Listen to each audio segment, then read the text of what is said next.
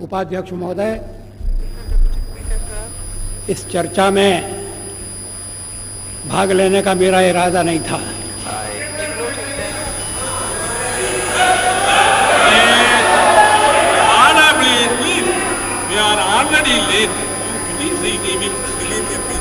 लेकिन जब मैंने सुना और पढ़ा कि मेरे बारे में विपक्ष की नेत्री श्रीमती सोनिया गांधी ने विशेष उल्लेख किया है, तो फिर मुझे अपना स्पष्टीकरण देना आवश्यक हो गया। शोर शराबे में उनके शब्द सभी सदस्यों ने स्पष्टतः सुने या नहीं, मैं नहीं कह सकता, लेकिन मैं समझता था कि चलते चलते मेरा उल्लेख हो रहा है। लेकिन जब बाद में मैंने पूरा भाषण पढ़ा तो मुझे लगा कि ये चलते चलते नहीं है, ये छपते छपते भी नहीं है, ये पूरी तरह से सोच विचार करके भाषण दिया गया है। मैं उद्धृत कर रहा हूं उनके शब्दों को। The prime minister as the head of this government has to decide whether its primary duty is to protect the welfare of the people of India or to succumb to the internal pressure of his party and its sister organizations. क्या मतलब है इसका? Please. Shrimati Sonia Gandhi क्या कहना चाहती हैं?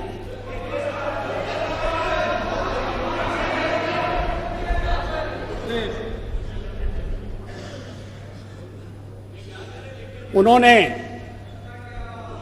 प्रधानमंत्री के नाते मेरे प्राथमिक कर्तव्य की याद दिलाई है।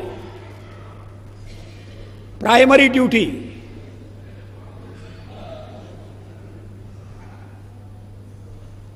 जैसे और कर्तव्य महत्वपूर्ण नहीं है, परिवार के दबाव में आना या नहीं आना, अपना कर्तव्य पूरा करना या नहीं करना, और कर्तव्य की सबसे बड़ी कसौटी उनकी यही है कि मैं कहीं अन्य संबंधित संगठनों के दबाव में तो नहीं आ रहा। ये हमारा जो हमारे परिवार का मामला है उसमें सोनिया जी दखल न दें।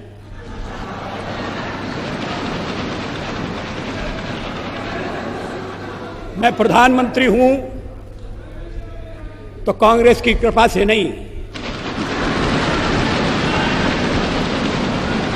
कांग्रेस के विरोध के बावजूद हूं, और जब तक लोग मुझे चाहते हैं मैं रहूंगा।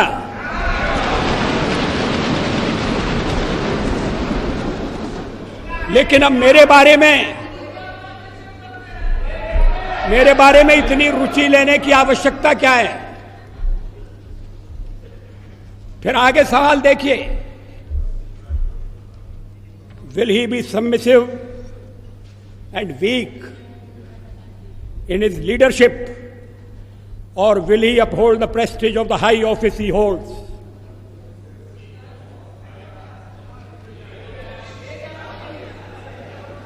इसके पीछे क्या भावनाएं?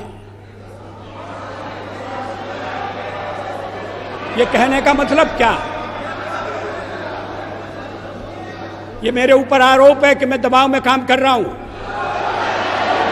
गलत है।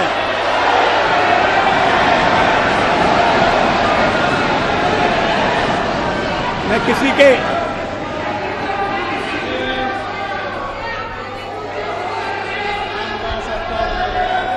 उपाध्यक्ष महोदय, मैं किसी के दबाव में काम नहीं करता। पार्लियामेंट का जीवन इस बात का साक्षी है। मैं अभी पढ़ रहा था 1961 में संयुक्त बैठक में मैंने जो भाषण दिया था, मैं उसको पढ़ रहा था। वो दहेज के सवाल पर संयुक्त बैठक हुई थी और मैंने उस समय दहेज का विरोध किया था। मुझे बाद में सुनना पड़ा चर्चा में कि आप तो पुरातनवादी हैं, परंपरावादी हैं, या आप दहेज का विरोध क्यों कर रहे हैं?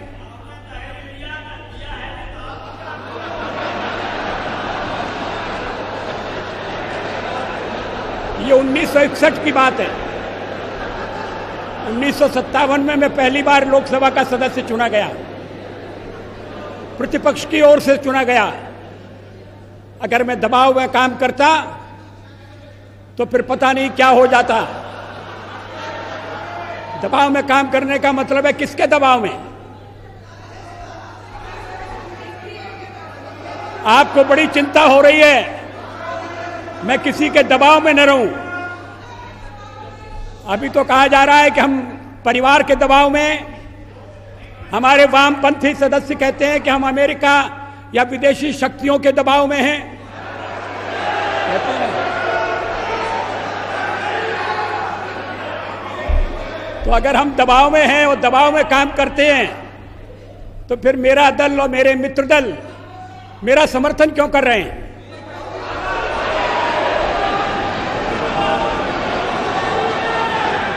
इसका औचित्य क्या है? वो जानते हैं कि मैं दबाव में काम नहीं करता। संसार का विरोध मोल लेकर हमने अणु परीक्षण किया, किसी दबाव में हम नहीं आए। अणु परीक्षण के मामले में जो पूर्व प्रधानमंत्री हैं उन्होंने किस तरह से व्यवहार किया था, मैं सारा चिट्ठा सदन के सामने रख सकता हूं।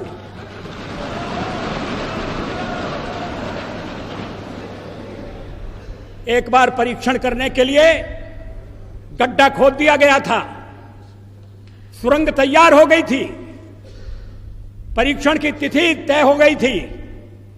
ऐन वक्त पर परीक्षण को रद्द कर दिया गया क्योंकि विदेशी दबाव था।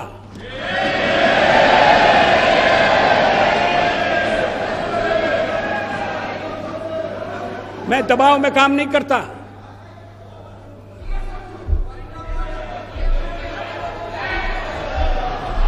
आप चुप रहिए, एक सीमा होती है सुनने की। मुझे रोका था जब कारगिल युद्ध चल रहा था, तो राष्ट्रपति लिंकन ने मुझे बुलाया न्यूयॉर्क में, वाशिंगटन में।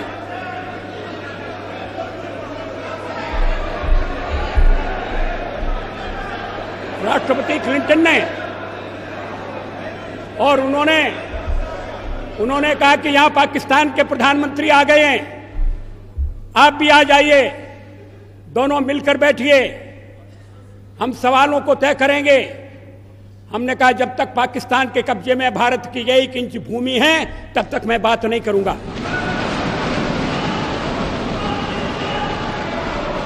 और मैं अमेरिका नहीं गया,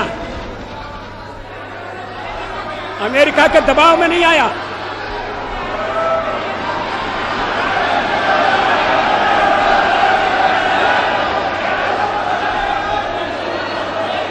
चालीस साल तक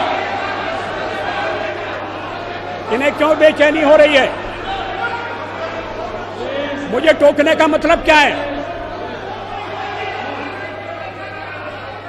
मिस्टर, आपको सच बात सुनना कड़वी लगती है?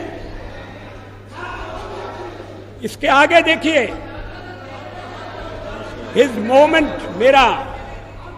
His moment of reckoning has come. ये विरोधी दल की नेत्री का भाषण है, ये प्रधानमंत्री के लिए, प्रधानमंत्री के खिलाफ बोली गई भाषा है। इसका भाव क्या है?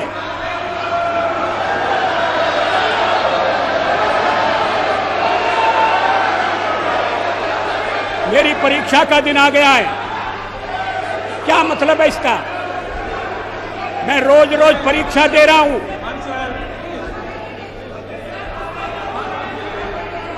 जब सोनिया जी राजनीति से कोसों दूर थी, तब से इस सदन में, इस संसद में मैं व्यवहार कर रहा हूं।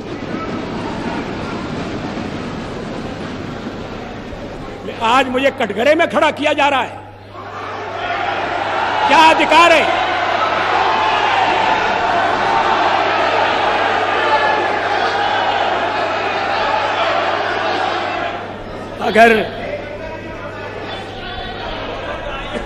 अगर मैंने अपने भाषण में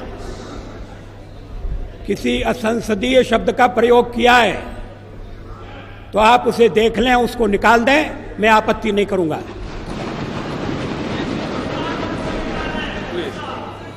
अब ऐतराज किया जा रहा है मेरे लहजे पर। अब मैं लहजा तो इस उम्र में बदल नहीं सकता।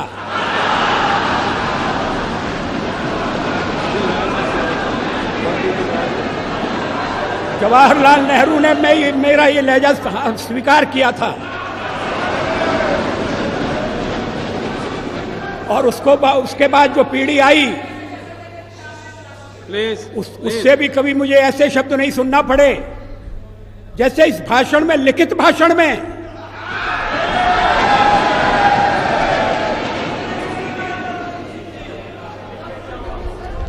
अभी मैंने पूरा भाषण पढ़ा नहीं है श्रीमती सोनिया गांधी का, मैं उद्धृत कर रहा हूं। Please stop this running commentary.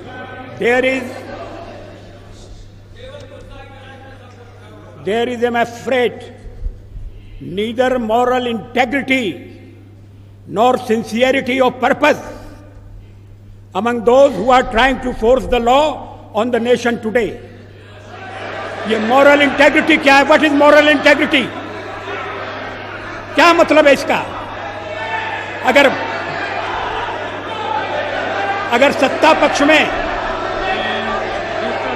अध्यक्ष महोदय, इन शब्दों के लिए श्रीमती सोनिया गांधी को खेद प्रकट करना चाहिए।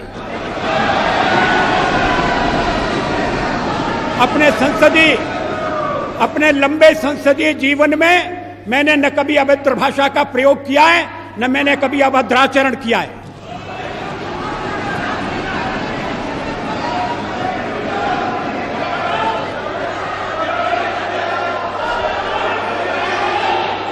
मगर जो हमें उपदेश दे रहे हैं,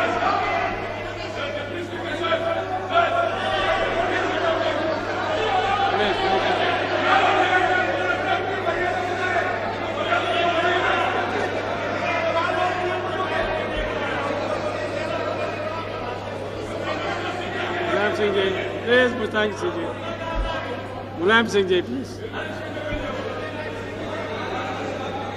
अध्यक्ष महोदय,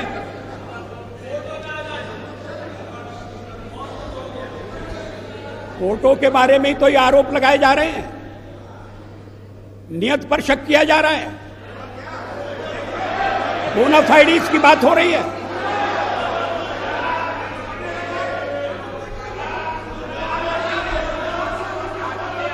आप अगर टाडा लाएं तो ठीक है, आप अगर मीसा लाएं तो ठीक है,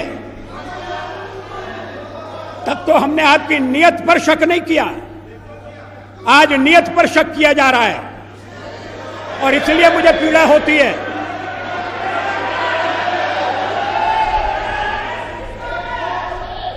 अगर बहुमत नैतिकता से नहीं चल रहा तो फिर क्या अल्पमत से हम आशा करें कि वो नैतिकता की दुहाई देगा? जो जिन शब्दों का प्रयोग किया गया है, वैसे मैं एक सवाल को लेकर सोनिया जी की तारीफ करने वाला था। इसी भाषण में उन्होंने कहा है कि हम आतंकवाद के खिलाफ आपके साथ खड़े रहेंगे, लड़ेंगे, लड़ते रहे हैं, आगे भी लड़ेंगे, और उसके बाद लड़ाई मेरे खिलाफ छेड़ दी। ये व्यक्तिगत आरोप हैं, ये नीति संबंधी आरोप नहीं है, ये सिद्धांतों का खंडन मंडन नहीं है, ये मेरे व्यक्तित्व पर लांछन है और मैं इसे बर्दाश्त नहीं कर सकता। अभी कर रहे हैं। Mr. Please. Mr. Ramdas. मेरे सामने दो ही रास्ते हैं, या तो मैं जनता के कल्याण पर चलूं या दबाव में आऊं। ये कौन तय करेगा? आखिर मुझे जनता ने यहां पहुंचाया है, और अगर मैं दबाव में काम कर रहा हूं तो मेरे साथी मुझे छोड़ देंगे, मेरा दल मुझे छोड़ देगा। विरोधी पक्ष की नेत्री को यह बताने की जरूरत नहीं है कि या तो मैं दबाव में काम करूं और यही नहीं तो कल्याण करूं। मैं अपने ढंग से देश की सेवा करने का प्रयास करता रहा हूं और आगे भी करूंगा।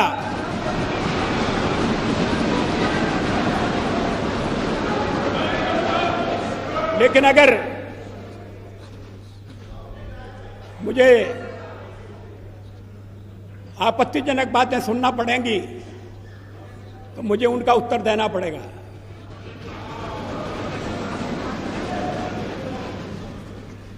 अभी भी मैं आपसे निवेदन कर रहा हूं अध्यक्ष महोदय, मैं आप उपाध्यक्ष हूँ।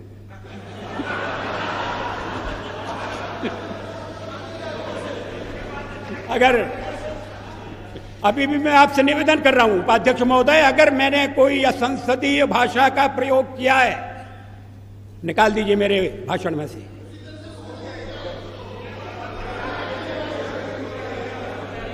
क्यों नहीं है?